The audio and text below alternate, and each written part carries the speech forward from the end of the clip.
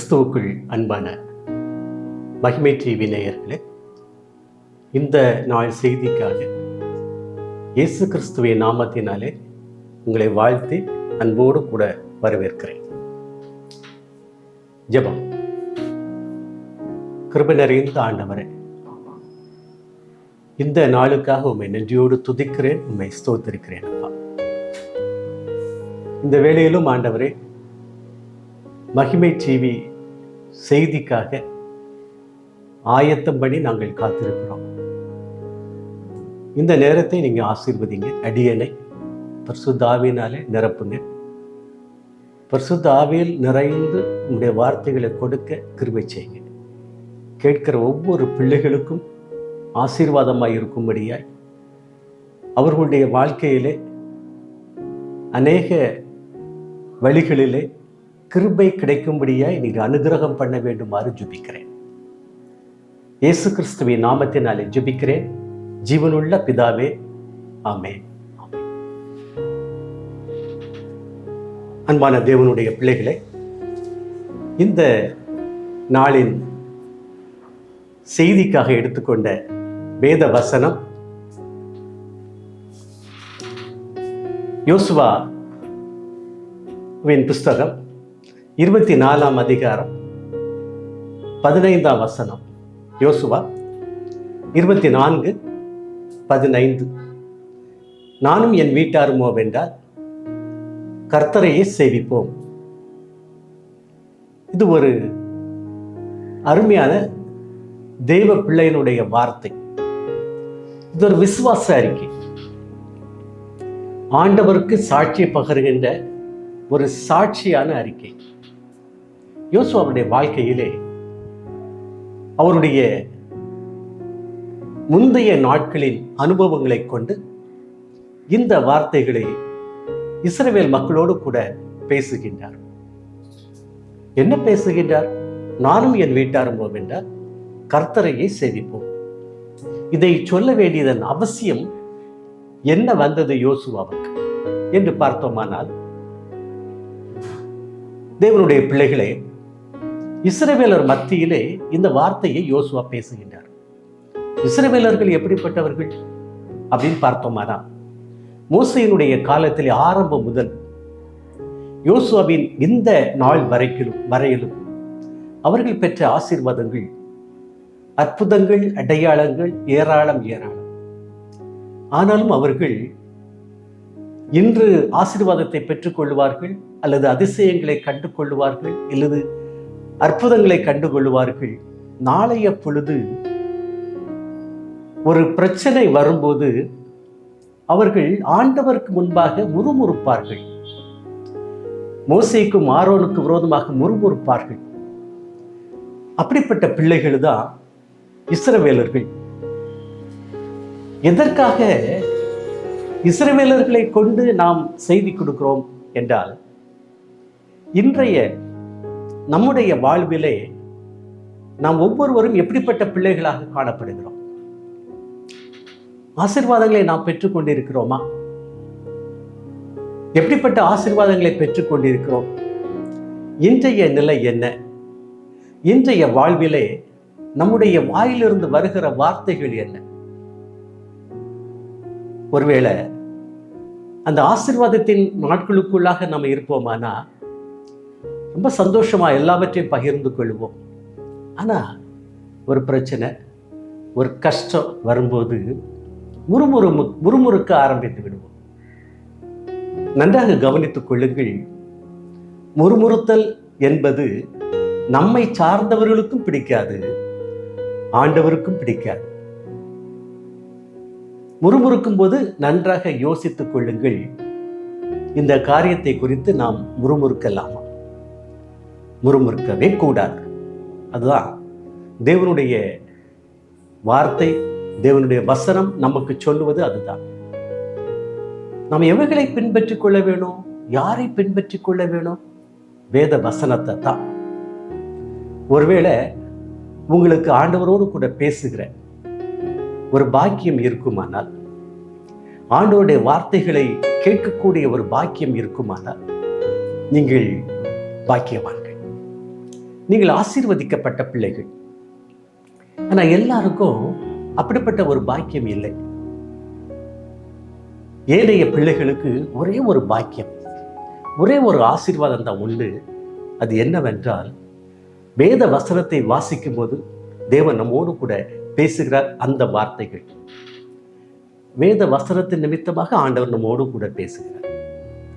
எவைகளை குறித்து நம்ம சிந்திக்கின்றோமோ, எவைகளை குறித்து கவலைப்படுகின்றோமோ, அந்த வேளையிலே நாம் வாசித்த தேவனுடைய வசனங்கள் ஏதோ ஒரு வழியிலே நம்முடைய உள்ளத்திலே நம்மோடு கூட பேசும். அதை புரிந்து கொள்ளுகின்ற பாக்கியம் நமக்கு வேணும். யோசுவாவுக்கு அப்படிப்பட்ட ஒரு பாக்கியம் இருந்தது, ஒரு ஆசீர்வாதம். ஆண்டவரை புரிந்து கொள்ளுகின்ற, ஆண்டவருடைய வசனங்களை புரிந்து கொள்ளுகின்ற, அறிகின்ற அறிவு ஒரு ஆசீர்வாதம். யோசுவாவுக்கு அது இருந்தது. அவருடைய கடைசி காலங்களிலே அதை எண்ணித்தான் இந்த வசனத்தை பேசுகின்றார், இந்த வார்த்தையை பேசுகின்றார். இஸ்ரவேலரை பற்றி அவருக்கு நன்றாக தெரியும், தன்னை பற்றியும் நன்றாக தெரியும். ஒவ்வொரு இக்கட்டான காலங்கள், சோதனை காலங்களிலே தான் மோசேயை பின்தொடர்ந்து சென்றது எவ்வண்ணம் என்பது யோசுவாவுக்கு தெரியும். அந்த வேளைகளிலே இஸ்ரவேல் மக்களுடைய செயல்பாடுகள், அவருடைய பேச்சு எல்லாம் இந்த யோசுவாவுக்கு தெரியும். அதை எண்ணித்தான் இஸ்ரவேல் மக்களோடு கூட பேசுகின்றார். அருமையான இஸ்ரவேலரே, நீங்கள் யாரை சேவிக்கப் போகின்றீர்கள்? ஆண்டவரையா, இல்லையானால் யாரை சேவிக்கப் போகின்றீர்கள்? நானும் என் வீட்டாருமோ வென்றால் கர்த்தரையே சேவிப்போம், கர்த்தரையே சேவிப்போம்.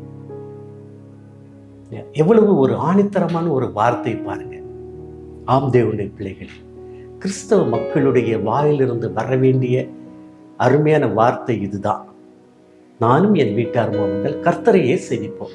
அப்போ எல்லா நேரங்களிலும் ஆண்டவருக்கு விரோதமாக நம்ம பேசக்கூடாது, முறுமுறுக்கக்கூடாது. அது ஆசீர்வாத காலமாக இருந்தாலும் சரிதான், கஷ்ட காலமாக இருந்தாலும் சரிதான், தோல்வியின் நாட்களாக இருந்தாலும் சரிதான், ஆண்டவருக்கு விரோதமாக, தேவனுடைய பிள்ளைகளுக்கு விரோதமாக ஒரு வார்த்தை கூட நாம் என்ன செய்யக்கூடாது, முறுமுறுக்கக்கூடாது. அதை அவர் செயலிலே காண்பித்தார். கிறிஸ்துவுக்குள் அன்பானவர்களே, யோசுவா விசுவாச அறிக்கை பண்ணினான்.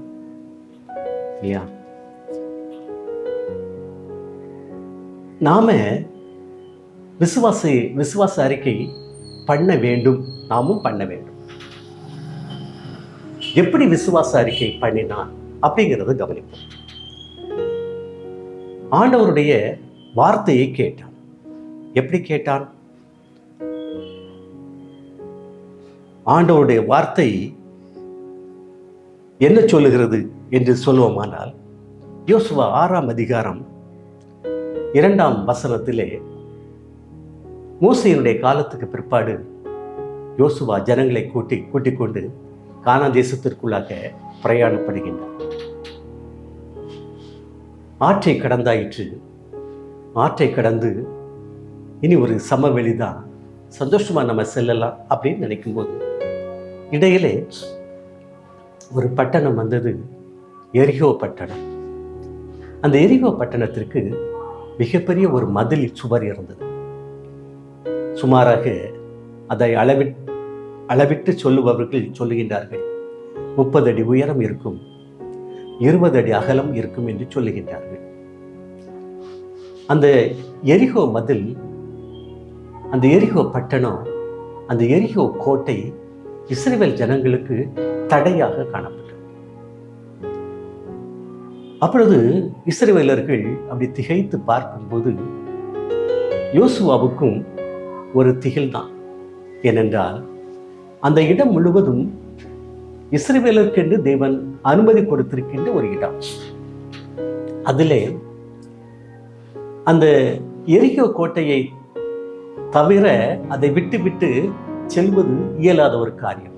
ஆண்டவர் சொல்லியிருக்கின்றார், ஒவ்வொரு இடமும் உனக்குத்தான், இஸ்ரவேலருக்கு தான், அதிலே வேறு யாரும் அமரக்கூடாது என்று சொல்லியிருக்கின்றார்.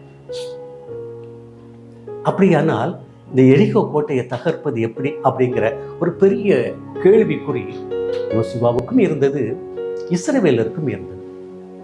அப்பொழுது ஆண்டவர் யோசுவாவோடு கூட பேசுகின்றார்.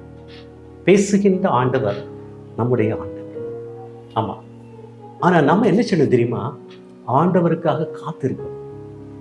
ஒரு பிரச்சனை வரும்போது, ஒரு தோல்வி வரும்போது, ஒரு வியாதி வரும்போது யாருக்காக நம்ம காத்திருக்க வேணும்?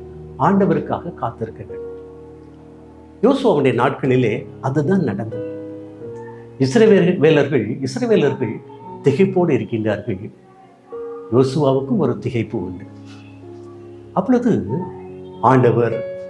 ஆண்டவர் யோசுவாவோடு கூட பேசுகின்றார்.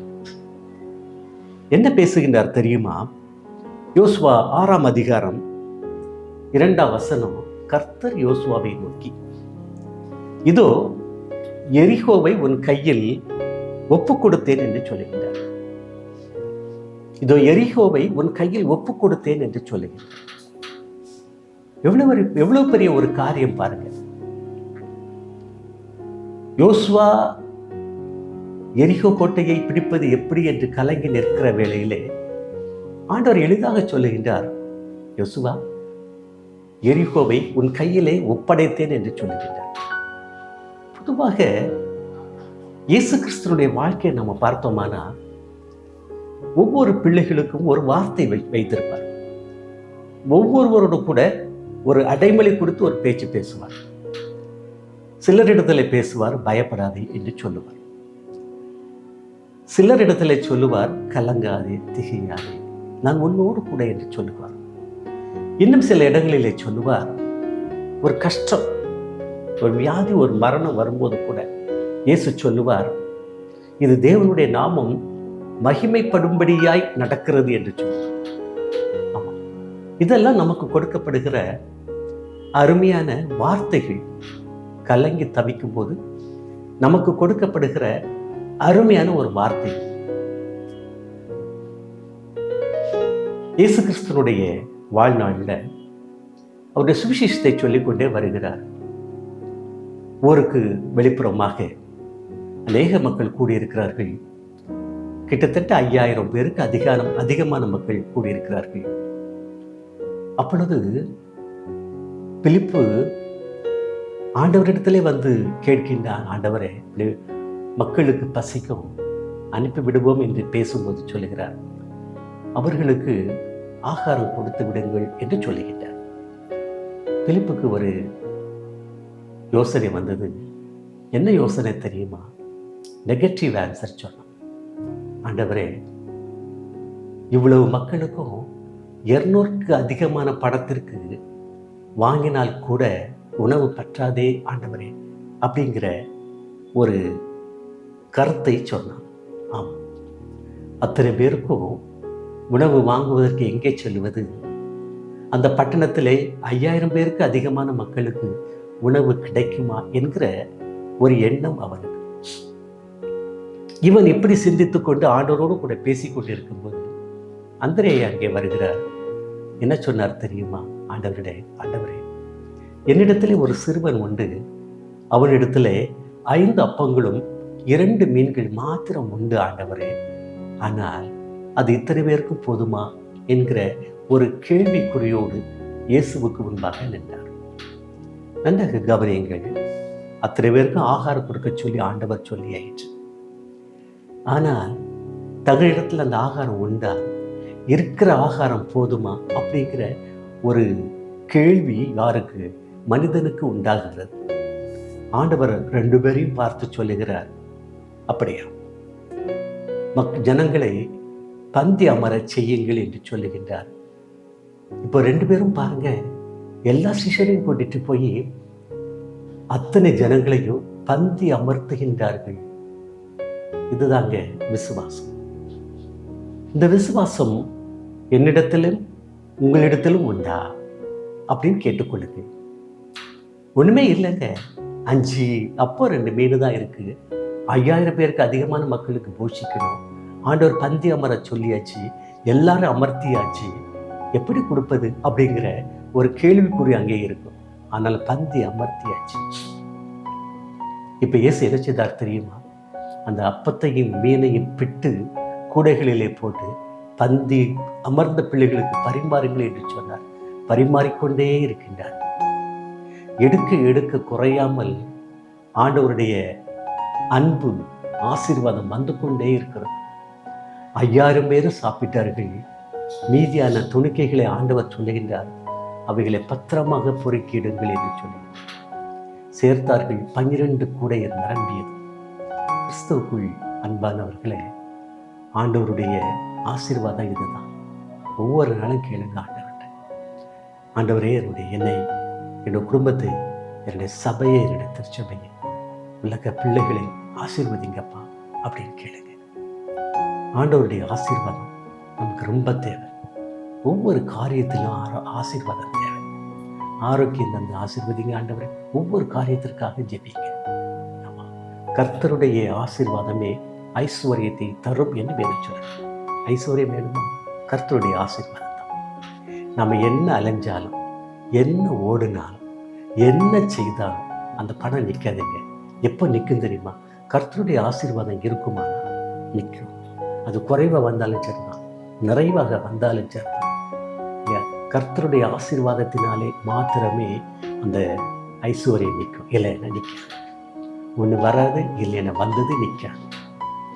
அப்படியானா ஆண்டவருடைய ஆசீர்வாதத்திற்காக ஒவ்வொரு நாளும் நீங்கள் ஜெபிங்க.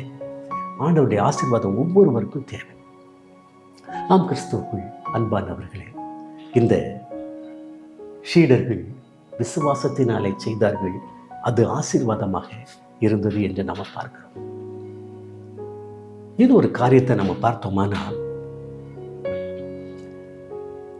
அந்த யோசுவாவுக்கு ஆண்டவர் சொல்லுகிறார், யோசுவா, நீ எரிகோவினுடைய கையில் நான் என்ன செஞ்சேன், ஒப்பு கொடுத்துட்டேன். ஆனால் நீ ஒரு காரியம் செய்யணும் அப்படிங்கிறார். என்ன காரியம் ஆண்டவரே? ஆசாரியர்கள் முன்னால் நடக்கணும். தேவனுடைய உடன்படிக்கை பெட்டி அடுத்தால செல்லணும். அடுத்தால எக்காலம், 7 கொம்பு எக்காலம், அதுவும் யார் கையில் இருக்கணும்? ஆசாரியர் கையில் இருக்கணும். ஒரு நாளுக்கு ஒரு முறை எரிகோ கோட்டையை சுற்றி வரணும். நீங்கள் 6 நாட்கள் சுற்றணும். 7வது நாளிலே 7 முறை சுற்றி வரணும். 7வது முறையில் ஆசாரியர்கள் எக்கால சத்தத்தை பெருந்தொனியாய் முழங்கச் செய்யணும்.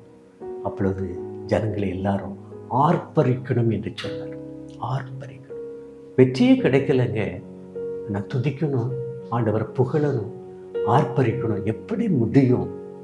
யோசுவாவுக்கு ஒரு கட்டளை, இதை செய் அப்படின்னு சொல்லி சொன்னார். ஆமாம், யோசுவா அதே போல ஆசாரியர்களை ஆயத்தப்படுத்தினார். உடன்படிக்கை பெட்டியை ஆயத்தப்படுத்தினார். எக்கால விளக்கத்தை ஆயத்தப்படுத்தினார். 7வது நாள் அதே போல பிள்ளைகள் 7 முறை எரிகோ பட்டணத்தை சுற்றி வந்தார்கள்.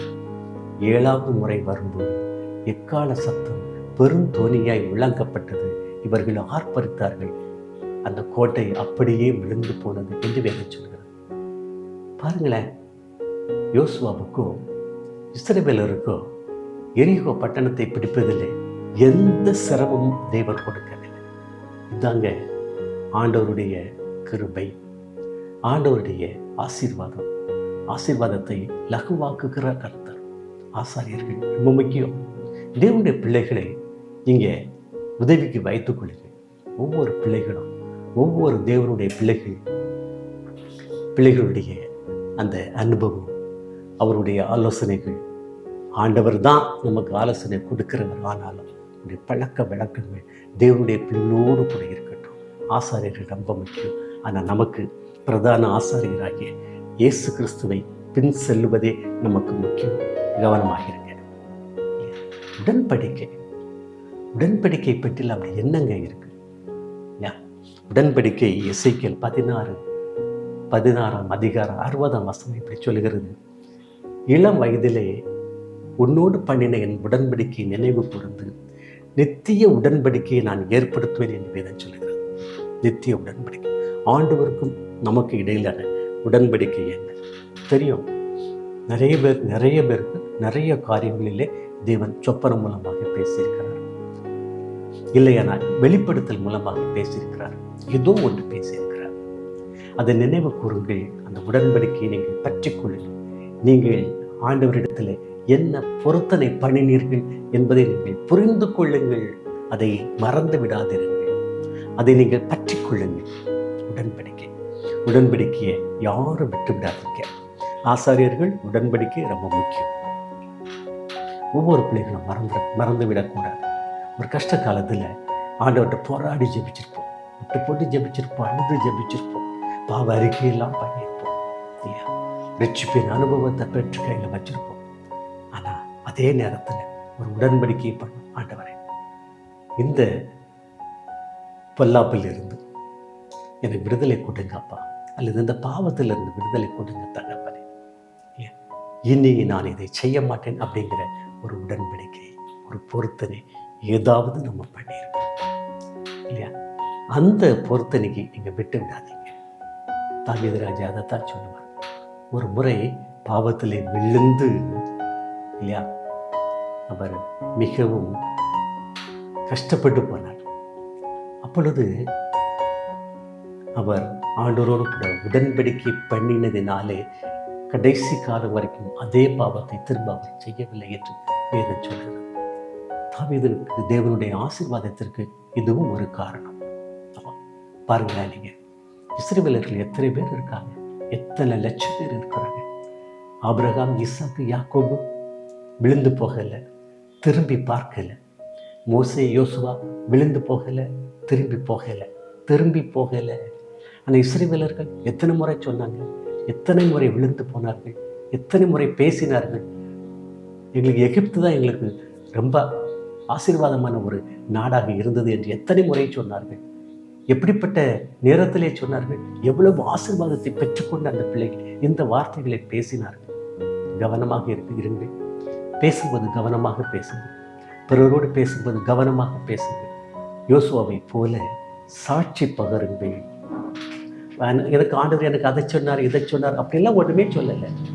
நானும் என்னுடைய வீட்டாரும் கர்த்தரையே சேவிப்போம். நீங்கள் யாரை சேவிப்பீர்கள்? நீங்கள் யாரை சேவிப்பீர்கள்? இவ்வளோ அருமையான ஒரு கேள்வி பாருங்க. அந்த கேள்வி கேட்கக்கூடிய தைரியம் நமக்கு இருக்கிறதா? அதை நம்ம சிந்திப்போம் இல்லையா? அதன்படி நம்ம வாழ்வோம். யோசுவாவுடைய வாழ்க்கையின்படி நம்ம வாழுவோம் இல்லையா? கர்த்தருடைய வார்த்தையை நீங்கள் கேளுங்கள். ரெண்டாவது, யோசுவா கர்த்தரை நோக்கி பேசினான் என்று வேதம் சொல்கிறது.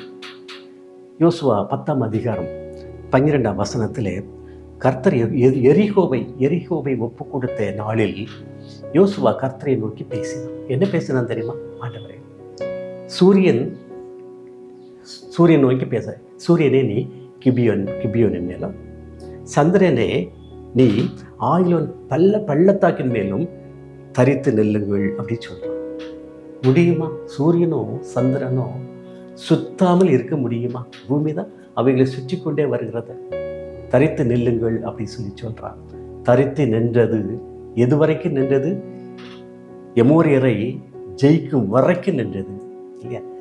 இதே போல ஒரு தனி மனிதனுடைய வார்த்தையை சூரியனும் சந்திரனும் கேட்டது